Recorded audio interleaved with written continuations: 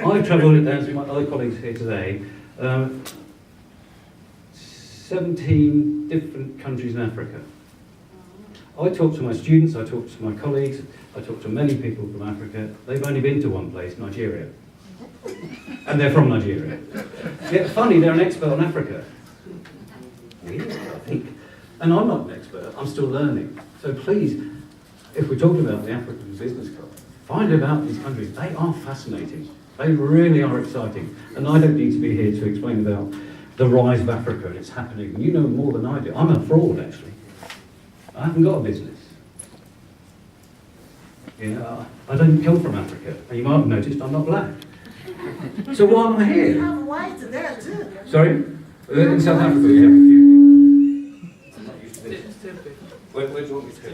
Okay, I'm wondering, can I get you? So, anyway, let's get on with what we're coming to talk about. How long have we got? 2 days? 10 more minutes. 10 more minutes? Rush. Right. Have you ever met an academic that could talk for 10 minutes? No. Just out of interest, how many of you have been to university in the UK? Bugger off. Right, and disclosure, I do work for the University of Hertfordshire. Everything I say has nothing to do with them, they just pay my salary. All right, we've done that bit. I don't mean to offend, but I have some views that might be a little bit challenging. We've got our first slide then, please. We've done that. Often universities accused of this many years ago about that we live in an ivory tower. We look at the world and it's perfect, lovely. I've got a pension coming up soon, I've got everything's fine, and I've talked to a few students, I go home, everything's very comfortable. This is not the case anymore. This really isn't the case. We're actually reaching out to not just the business community, but whole parts of the world we're connecting. I love this, haven't I? I'm going to introduce something as well, but next slide, please. So, we've done that. Next slide, we've got to speed up. Right, this is your exam. No, it's not a joke. What are universities for? All right. Spend a minute, talk to the person next to you, see if you can come up with a list. What do you think universities are for? Why do we invest millions into universities in every country around the world? Off you go. We'll have a chat to somebody. What do you think they're for? Why have we got them? Who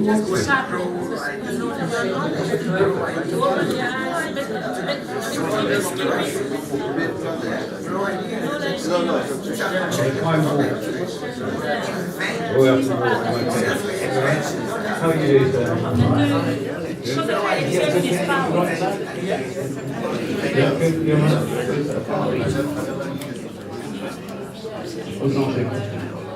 That's the dream.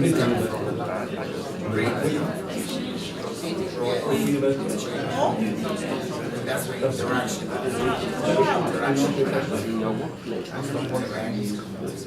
We don't learn it at school. The landing.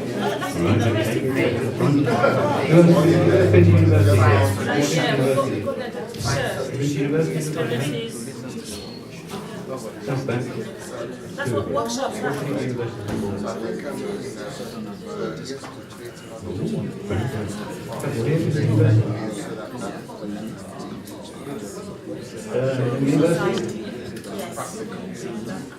Brilliant.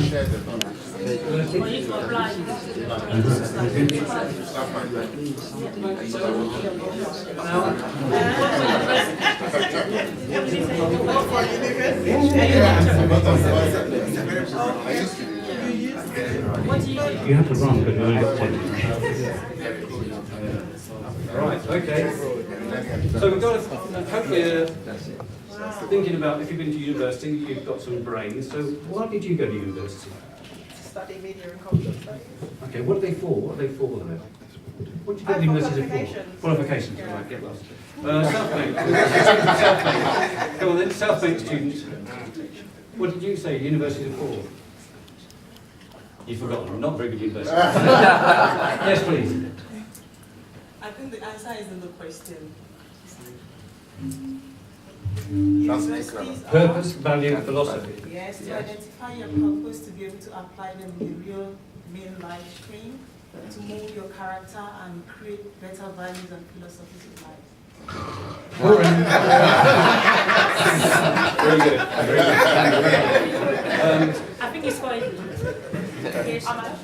Ask him why do you think he goes to university? To contribute to humanity with the knowledge I got from there. Contribute to humanity. Right, anybody, one more, because Kilroy's on in the team. One in the back. Nice and loud. Too late. I don't think they're money-making institutions. Oh, you wicked, get out! Tories don't believe that. You know. I mean, the gentleman who was here earlier, nice guy.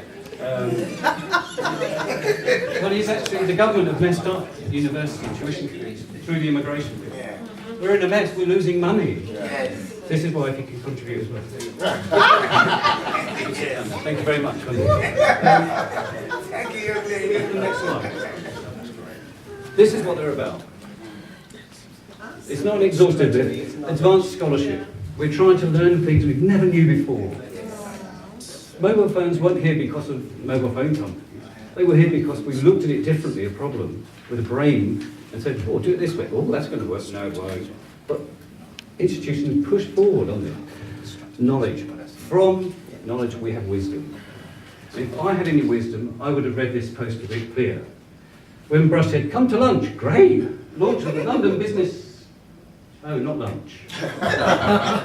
But actually, from knowledge, we get wisdom. And we want to pass that on. Research and open-ended inquiry. I haven't got a clue. I scare the out of students when I start saying, I don't know. And I don't. Because I'm still finding out about many things. Cross-discipline innovation. That's exciting. 30 years ago, you wouldn't have anybody from the university talking to you. 40 years ago, you wouldn't have tourism in universities. Now it's one of the world's largest industries. It's still misunderstood. Governments really screw it up. That's another door. Autonomy. We are fairly autonomous until recently. But generally, universities are autonomous. We do things that are stupid. We waste lots of money, by the way. But we do it for a reason. The overall, I believe, is the lady at the back, my friend. Yes. We've become marketing machines. We make good money. If we don't, we go out of business. We're marketisation of universities in the UK now. It's serious. It's serious because the students coming in are paying now £9,000 plus. I have a daughter, she's graduated with about 14,000. I have a son, he's going to go, he will probably get 40,000. That is disgraceful, personally. Wider public good. That's, I personally believe, why universities exist. We're going to change society. We've got an election come up in this country. Where's our Tory candidate gone? I'm not talking politics. He didn't mention the fact that the black vote in London is very low. Yes. London will never change, and yes, we're an educated audience, Yes. unless we encourage the young to vote for change. And that's one of the things universities are about. So let's move on, because I believe this is a wonderful picture. Anybody name it? Everybody been across it? It's in Germany. Your geography's rubbish. You need to get out more. Stay in Europe a bit more. Brooklyn Bridge. This is not the bridge. Brooklyn Bridge. Which bridge? Now you know why students don't ask me questions. Come on, somebody must have seen it. Anybody? Any architects in the house? Sorry? France? In France, good. It's in China, isn't it? In China, now it's gone to France. No, it's in France, it's the Malot Bridge. But it's down in the southern part of France. And that summarises what universities are about in my mind. We're in the clouds.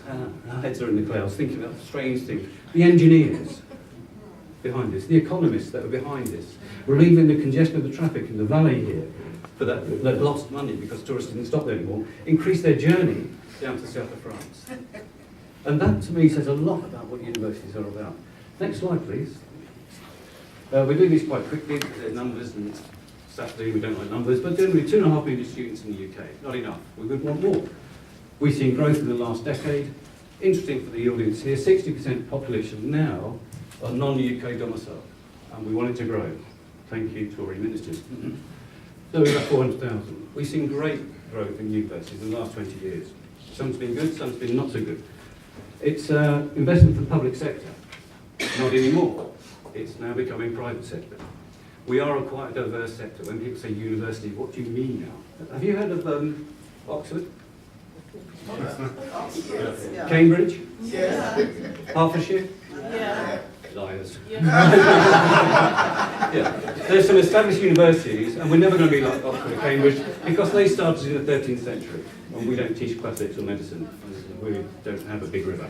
Right. But there's a huge diverse sector now. But what do they mean? What do they stand for? What do they do? Where are their strengths? Would you know where to send your children, grandchildren to university? The one you went to. But it will change.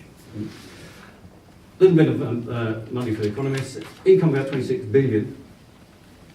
Expenditure 25.5. Don't make much money really, do we? We're not very good at holding on to this money. But we have a huge global reputation. And thanks to UKIP, I'm here representing UKIP. That's a lie. Well, are there any UKIP voters here, just out of interest?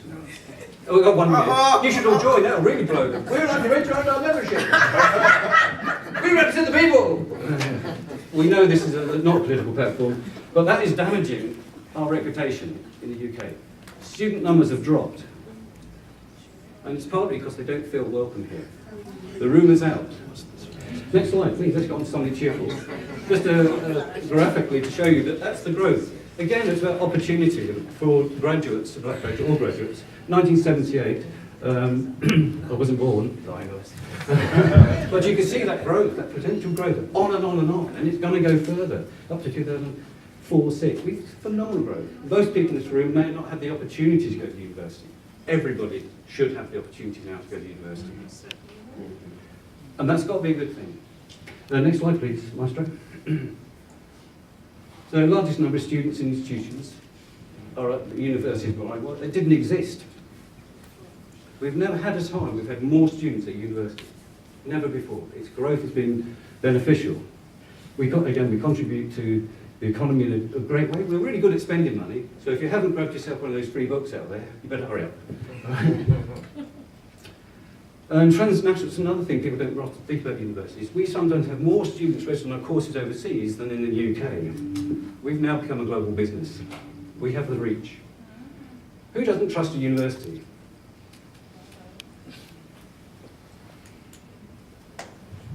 One at the back. Brave man. Did you go to Hertfordshire? Yeah. You know about Hertfordshire. It's all good, yeah. But it's a very strong, trusted experience for many students. We'll move on because of time. Just to give you a flavour of the sort of courses we offer when I talk about diversity. Our Vice-Chancellor at the university is a vet. Right? And he only teaches 5,360 students. You know, animals are important in England. You know, we care about animals, not people.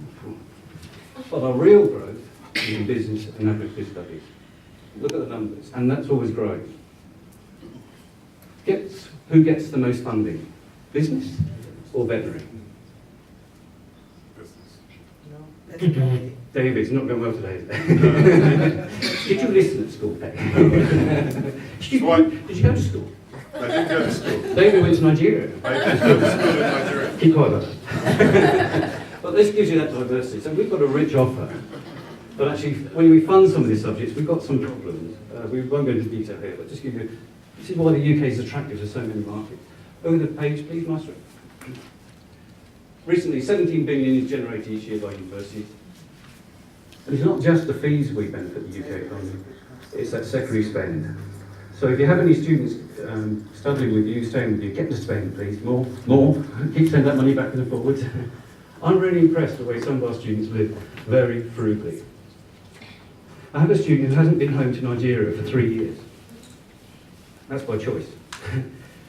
I have another student who said to his parents, to go to university, they said it's too expensive to go to England. He said, I won't fly home. I'm not sure I could have done that at the age of 18, 19. That's just an anecdote. So we get, you know, whether they shop and they spend and they travel around, they're spending lots of income to help the economy. So mention that to that Tory chap. Next question.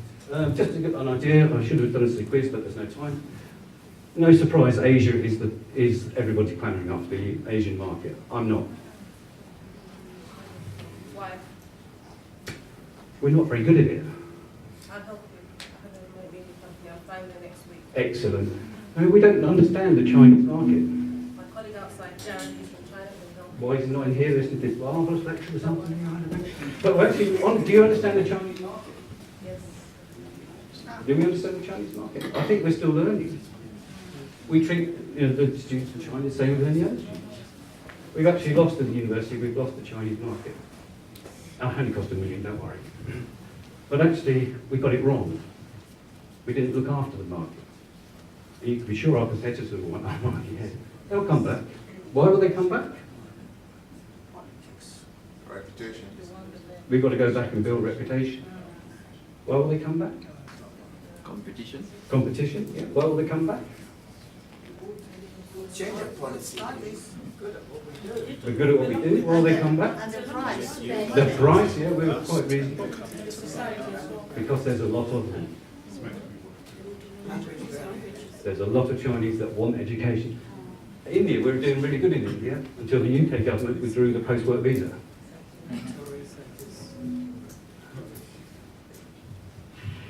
Which way do you look at it? Is it right that a student finishes their degree and stays for 18 months to work at McDonald's? Is that right? No, that's not right. That's not what the programme was for, so they were right to pick that bit up. But actually, is it right that a student from India can work here, pay off his fees, support his family, go back to India and earn on average salary a year $2,000?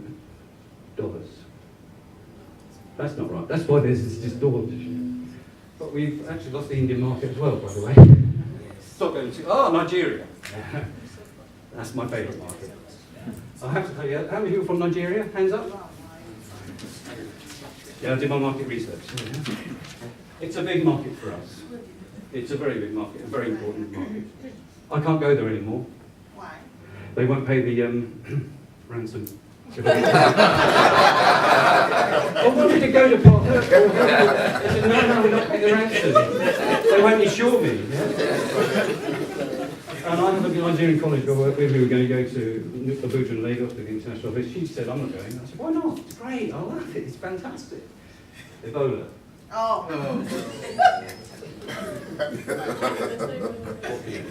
So obviously, we're not our university, but in the UK, this is the mark. We're an international hub for education, and just recruiting 4 more students. So student mobility is really important to us. This is something I just want to touch on. We've got time. African students, we've got about 36, about nearly 40,000 at the moment. It's growing. That's good. I'm not sure we completely understand the African market in the university. I had one colleague say, I've got a load of students from Nigeria on my job. Oh, that's good. Oh, they're so noisy. That's good, isn't it? That's really good. Yeah, they don't stop their phones, they don't stop talking. Postgraduate, they mainly come for science and technology and business, and most of them go home. This is what Nigel Farage doesn't quite understand. The British population understand this. It's good to have students here. They understand the students bring vitamin C to life, and they understand they go home. That's the fees, don't worry too much about fees. That would be a graph just to show how we've grown over time with different nationalities. Are you on your mobile phone in my class?